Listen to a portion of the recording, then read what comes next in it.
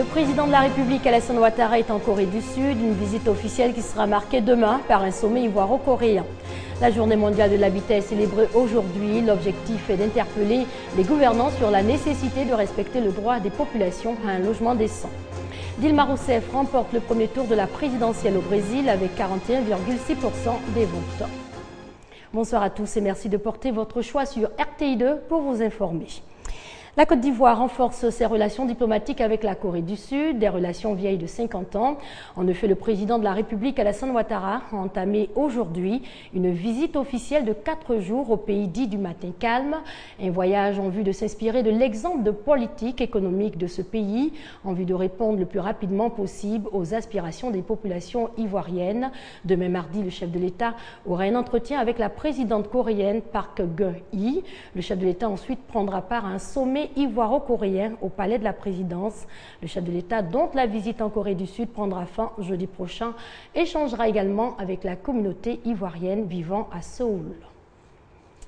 La journée mondiale de l'habitat est célébrée aujourd'hui. L'Assemblée générale des Nations unies a choisi chaque premier lundi du mois d'octobre pour interpeller les gouvernants sur la nécessité de respecter le droit des populations à un logement décent. En la matière, le gouvernement ivoirien a entrepris de nombreux chantiers, notamment les logements sociaux. Mais puisque les attentes sont énormes, l'ONG Habitat for Humanity livre ses recettes pour que les ménages à très faible revenu aient accès à un logement décent. Ève Boué et Serge Coléa.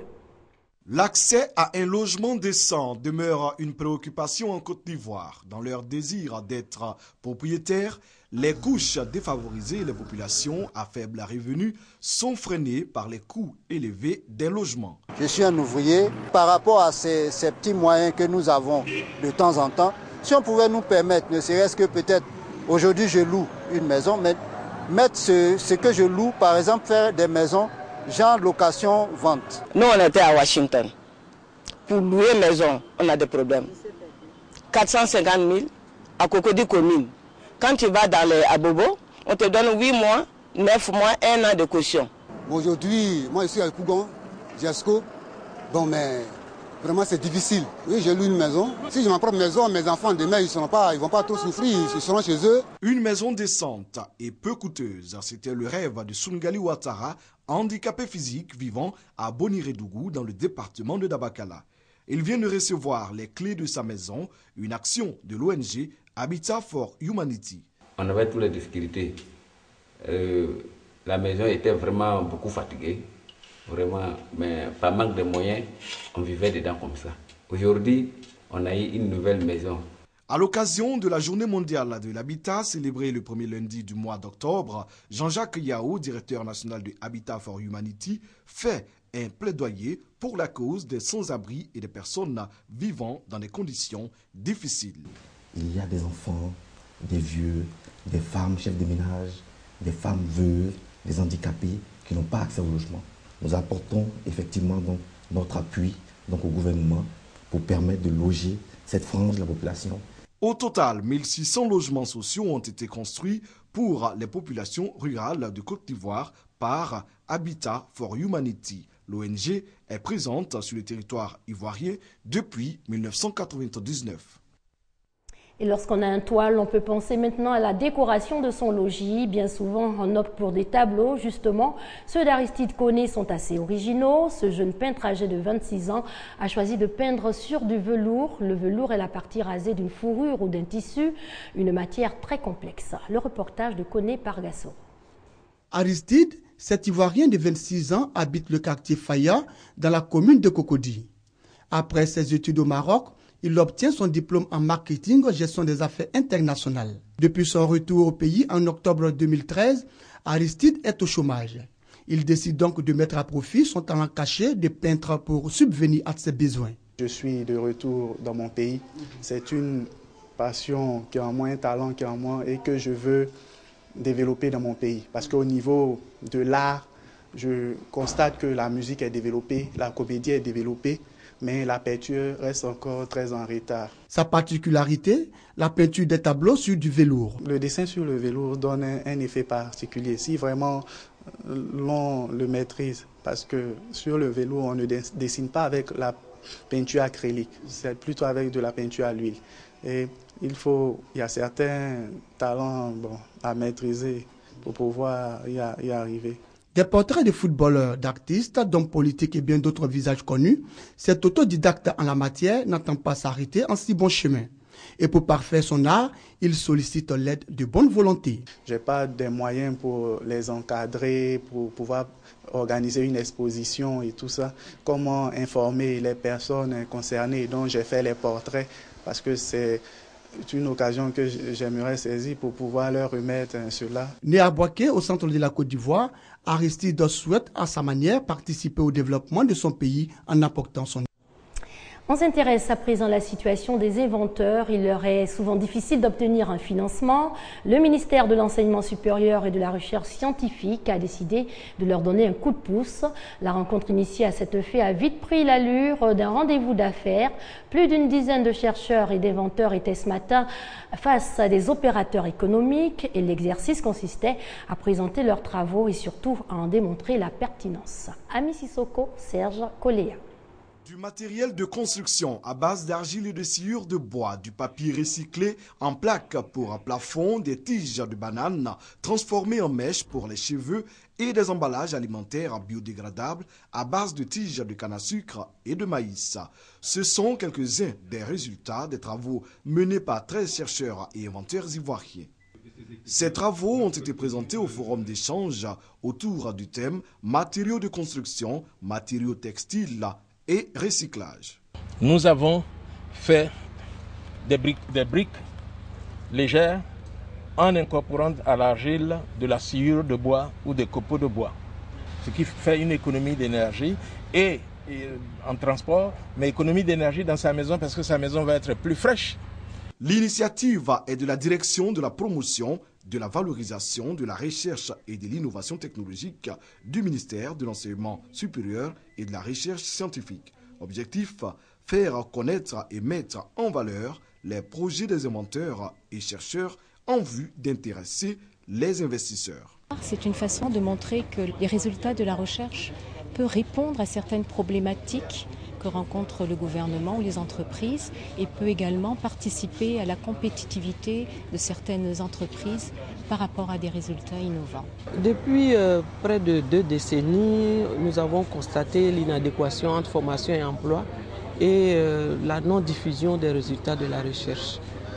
Le ministère de l'Enseignement supérieur souhaite aujourd'hui marquer le pas. Il s'agit de promouvoir les produits de la recherche et permettre aux partenaires de pouvoir les mettre en valeur. À travers ce forum, autour du thème matériaux de construction, matériaux textiles et recyclage, le ministère de l'Enseignement supérieur et de la Recherche scientifique veut promouvoir la création de nouvelles entreprises afin de réduire le chômage des jeunes.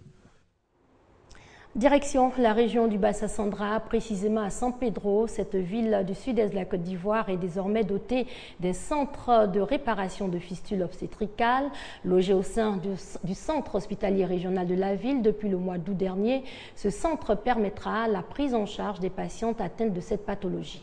Éric Goré et Serge Koléa. La fistule obstétricale est une lésion entre la vessie et le rectum survenant à la suite d'une grossesse compliquée.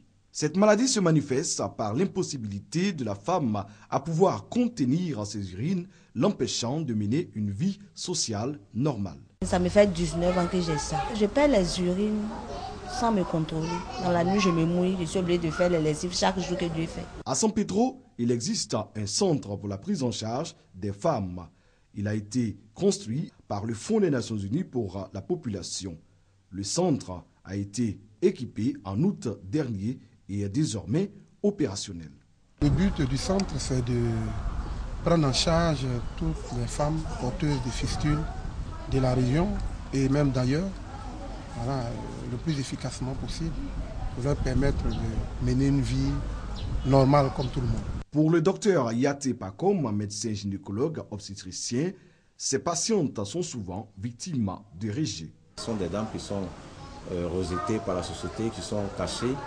Aujourd'hui, avec l'ouverture de ce centre, elles sont prises en charge, elles sont opérées, donc elles vont guérir de cette fistule obstétricale pour pouvoir intégrer la société, mener correctement leurs activités. Les patientes du centre de réparation de fistules obstétricales de San Pedro espèrent sortir de ce lieu avec la guérison, mais surtout avec plus de dignité.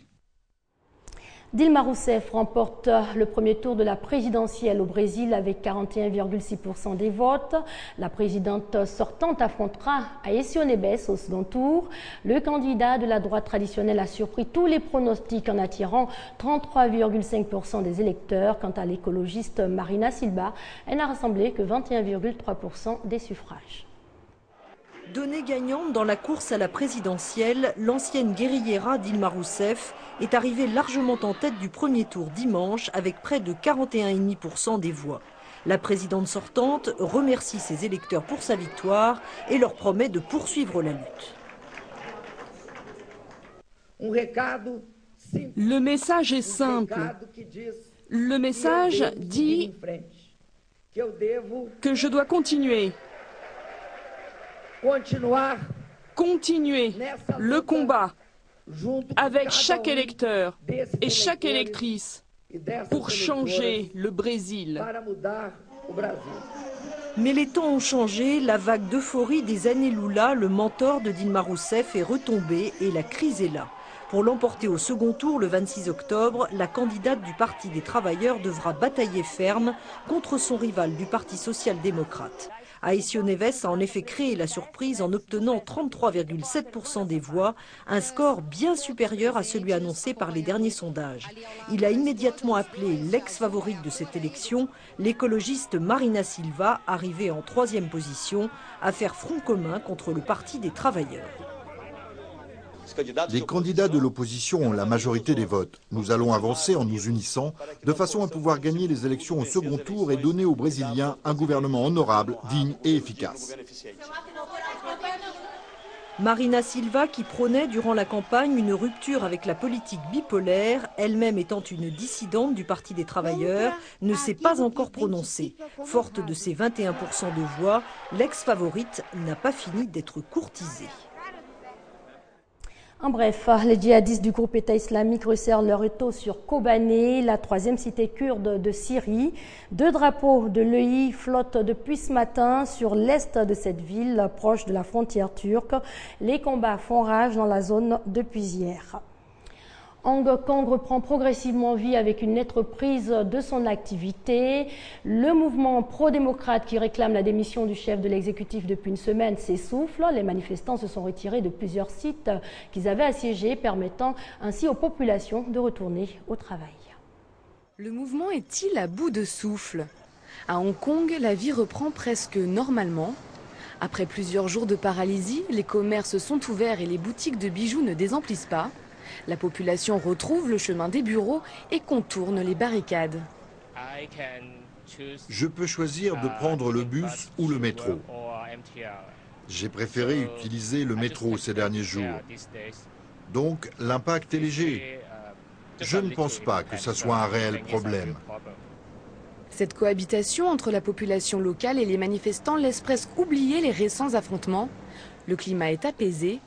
Après plusieurs jours de blocage, les manifestants ont décidé de libérer l'accès aux bâtiments publics. Les fonctionnaires regagnent leurs bureaux sous haute surveillance. Je respecte le droit des manifestants d'exprimer leur point de vue, mais ils doivent aussi respecter le nôtre, celui de retourner au bureau pour travailler. Sur place, le nombre de manifestants a brutalement chuté. La mobilisation a été intense. Désormais, ils se reposent à l'ombre de leur parapluie, l'objet symbolique de ces démocrates. La confrontation s'est apaisée et nous présentons nos excuses sincères au public. Nous espérons résoudre pacifiquement le conflit. Nous ne voulons pas qu'il y ait des conséquences sur la vie quotidienne des gens. Essoufflement réel de la contestation ou simple accalmie avant la tempête? À Hong Kong, il semblerait que l'heure ne soit plus à l'affrontement, mais au dialogue et à la reprise du travail. Et ce rappel avant de terminer, la Côte d'Ivoire renforce ses relations diplomatiques avec la Corée du Sud. En effet, le président de la République, Alassane Ouattara, a entamé aujourd'hui une visite officielle de 4 jours au pays dit du matin calme.